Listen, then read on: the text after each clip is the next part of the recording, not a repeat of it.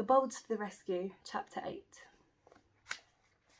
With the new timetable in place, soon the Bolds house was a busy but happy one.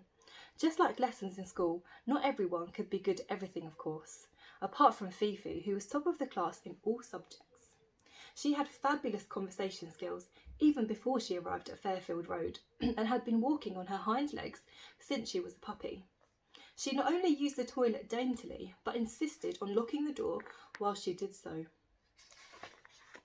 She could speak fluently in several languages, including dog obviously, and liked nothing more than to curl up and read a good book in the evenings.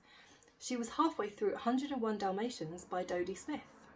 But of course I'm a French poodle, the most intelligent breed of dog, she shrugged in her thick French accent.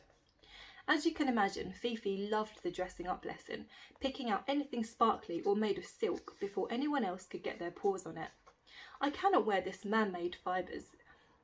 They give me the itch, she said. As for the group therapy sessions, after Fifi stood up and expressed her feelings by singing a medley of 3 very sad French songs, Mrs. Bold had no choice but to interfere. Thank you, Fifi dear. I think we catch the drift. Lovely as your singing is, perhaps we could open the discussion to everyone else now. Fifi sat down in a huff. There wasn't an awful lot more than the Bolds could teach her.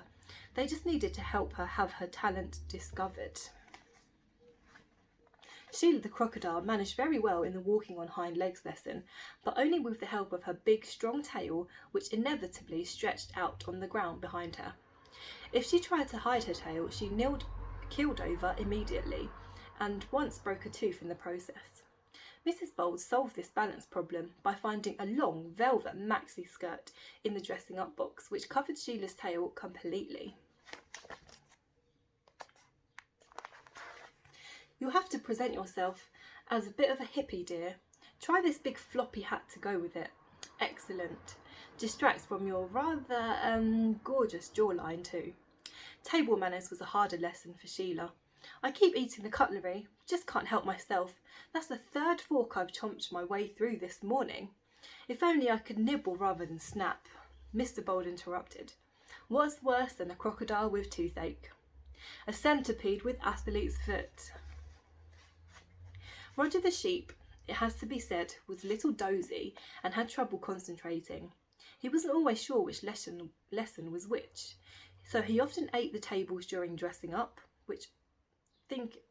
thinking it was table manners, during which he once did a poo on a plate because he thought it was toilet training.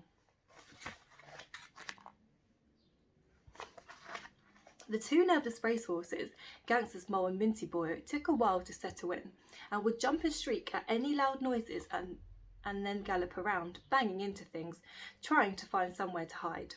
The TV was smashed on day 2 of their arrival, and 3 of Mrs. Bold's favourite ornaments were knocked off the mantelpiece by a swishing tail. They could both be easily spooked and suffered from daily panic attacks, but there was no denying their determination to succeed, and they announced their careers advice, that they wished to work as beauty therapists and dreamed one day of starting their own salon. Group therapy proved to be a vital part of their rehabilitation and recovery. With quivering voices, they managed to tell everyone about some of the horrible treatment they had suffered at the hands of their previous owner, Tarquin Twitwat. Awful as it was, that is all in the past, Mr. McNumpty told them. Try to let it go. You're among friends now. Yes, you are, confirmed Betty. We will never let anything nasty happen to you again. Thank you, said Minty Boy softly. Do you promise? Asked Gangster Mole. Yes, we promise, with all of our hearts, Bobby reassured them.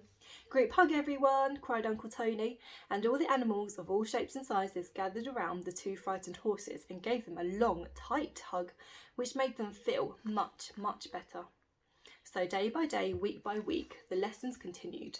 To reassure Gangster's Mole and Minty Boy that they were safe, and no one was still hunting for them, Miranda the marmoset monkey spent most of her time on the lounge windowsill, watching out for anything suspicious. I'll keep looky eye out, she told the horses.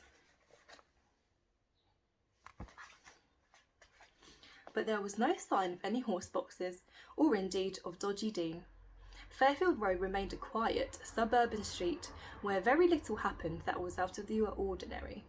For now, anyway.